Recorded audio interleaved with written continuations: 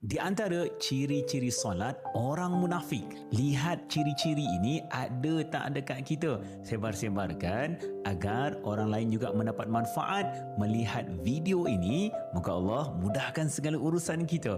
Antara ciri-ciri solat orang munafik, yang pertama, mereka suka solat di hujung waktu.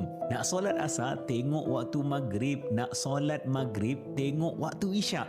Di hujung-hujung baru tergesa-gesa nak solat. Allahu Akbar. Dan ketika itu dia solat dalam keadaan tanpa khusyuk, hanya melepaskan kewajipan semata-mata. Yang kedua, mereka ini berat sangat nak solat, mengeluh bila dengar azan. Alahai, dah masuk waktu solat ke? Antara solat yang paling berat kepada mereka adalah solat subuh dan juga isyak. Sebab solat subuh dan isyak tak dilihat oleh orang lain, hanya di antara kita dengan Allah Subhanahu Wa Taala sahaja. Ketiga, mereka ni asal solat je, asal melepaskan kewajipan dan beranggapan solat ini hanya tanggungjawab semata-mata, bukan satu kemanisan hubungan di antara kita dengan Allah Subhanahu Wa Taala.